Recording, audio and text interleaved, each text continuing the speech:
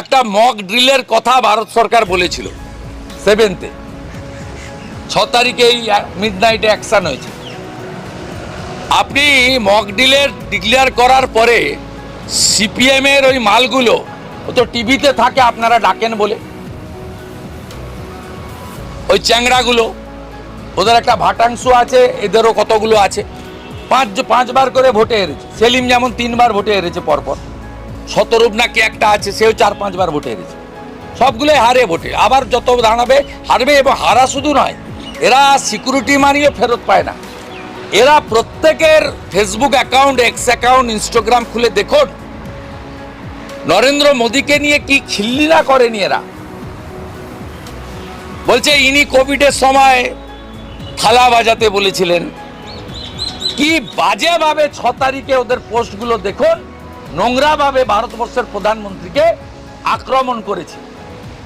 আপনার এই ডাল থেকে ওই ডাল লাফানোর অভ্যেস রয়েছে, আমাদের ওই অভ্যেস নেই। ভারতে জন্মেছি, ভারতে মরবো, ভারতের মাটিতে দাঁড়িয়ে রাজনীতি করি।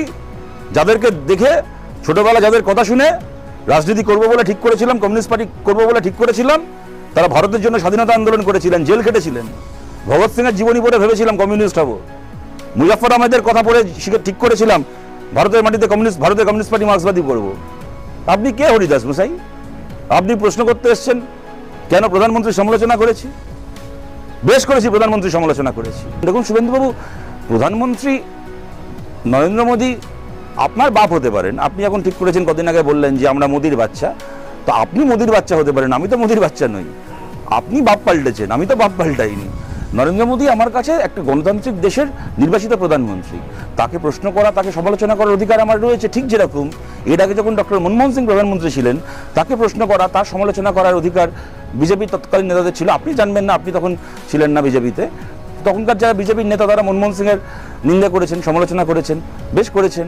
যখন বোম্বেতে টেরর অ্যাটাক হয়েছে, মনমোহন সিংয়ের ব্যর্থতাকে দায়ী করেছেন, বেশ করেছেন, করাই উচিত, আমরাও করেছি। তেমন আমরা এক্ষেত্রেও পহেলগামের ক্ষেত্রে করেছি, ভবিষ্যতেও করব। কিন্তু তার মানে এই নয় যে, যেমন মমতা বন্দ্যোপাধ্যায় বলার চেষ্টা করেন যে কেউ পশ্চিমবাংলায় ওনার বিরোধিতা করছে মানে সে বাংলার বিরোধিতা করছে, সেটা ঠিক নয়।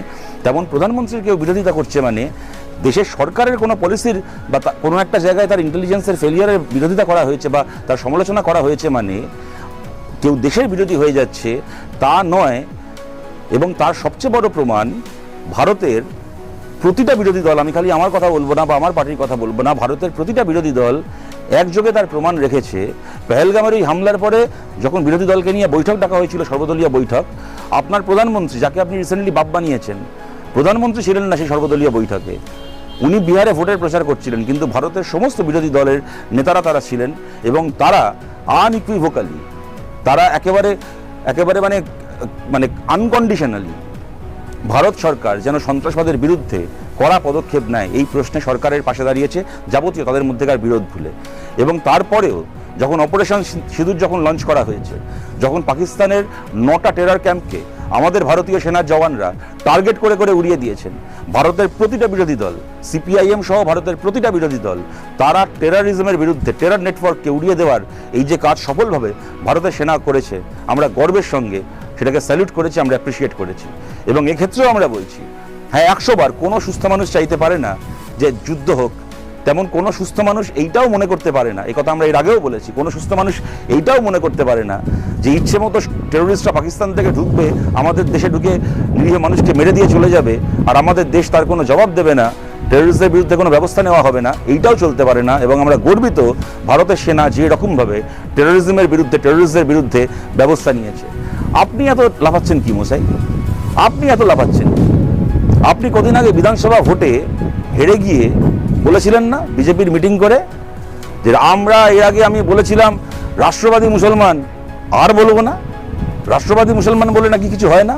আপনি শুভেন্দু অধিকারী, আপনি বলেছিলেন না পাকিস্তানের পাঠানো জঙ্গিদের গুলিতে যখন হিন্দু মানুষ খুন হলেন, সেই হিন্দু মানুষের খুনের বদলা নিতে গিয়ে প্রথম যে মানুষটা প্রাণ দিলেন তার নাম ঝন্টু আলী শেখ, আমাদের রাজ্যের একজন মুসলমান।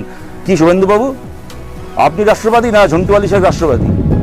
7 তারিখ রাত্রির বেলা টার্গেট করে করে ওই মাসুদ আজহারের বাড়ি সহ 9টা টেররিস্ট ক্যাম্পকে উড়িয়ে দেওয়ার পরে পরের দিন গোটা পৃথিবীর সামনে ভারতের যে 2 বীরাঙ্গনা গোটা পৃথিবীকে জানালেন ভারতের সেনার এই সফল কাজের কথা, তারা দুজন কারা?